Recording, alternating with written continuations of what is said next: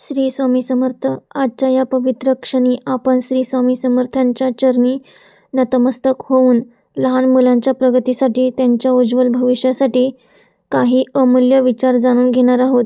श्री स्वामी समर्थ म्हणतात, बालपण हे आयुष्याचे बीज आहे. ते योग्य पद्धतीने रुजले तर आयुष्यभर गोड फळे मिळतात. आज प्रत्येक पालक आपल्या मुलांसाठी खूप कष्ट घेत आहे. चांगले शिक्षण, चांगली शाळा, उत्तम सुविधा. पण या सगळ्यांबरोबर संस्कार, श्रद्धा आणि दैवी कृपा ही तितकीच गरजेची आहे. लहान मुलांचे मन हे कोऱ्या पाटीसारखे असते. आपण ते लिहू ते त्यावर उमटते. म्हणूनच स्वामी समर्थ सांगतात की मुलांना केवळ शिकवू नका, तर त्यांना चांगला माणूस बनवा. श्री स्वामी समर्थाच्या कृपेने मुलांच्या बुद्धीला तेज मिळते, त्यांच्या मनात सकारात्मकता वाढते आणि आत्मविश्वास निर्माण होतो. आजकाल अनेक मुले अभ्यासात लक्ष देत नाहीत.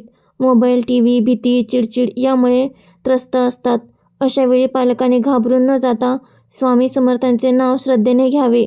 रोज सकाळी किंवा झोपण्याआधी मुलांकडून एकदा का होईना श्री स्वामी समर्थ हे नाव म्हणून घ्या. एक छोटासा मंत्र आहे, पण त्याचा प्रभाव खूप मोठा आहे. स्वामी समर्थ म्हणतात, जिथे श्रद्धा आहे तिथे मी नक्कीच असतो. मुलांच्या आयुष्यात जर देवावर विश्वास असेल तर ते चुकीच्या मार्गावर जाणार नाहीत. त्यांना योग्य अयोग्य याची जाणीव राहील. पालकांनो, मुलांशी रागाने नाही तर प्रेमाने बोला, कारण प्रेमातून दिलेले संस्कार कधीच वाया जात नाहीत. श्री स्वामी समर्थ हे पालकांना सांगतात की तुम्ही चिंता माझ्यावर सोपवा आणि मुलांचे संगोपन प्रेम, श्रद्धा व संयमाने करा. आज आपण सर्वजण एक प्रार्थना करूया. हे श्री स्वामी समर्थ, आमच्या लहान मुलांना सद्बुद्धी द्या, चांगले संस्कार द्या, निरोगी शरीर आणि शांत मन द्या. त्यांच्या आयुष्यात येणारे सर्व अडथळे दूर करा आणि त्यांना योग्य मार्ग दाखवा. त्यांचे आयुष्य ज्ञानाने, यशाने आणि आनंदाने भरून टाका.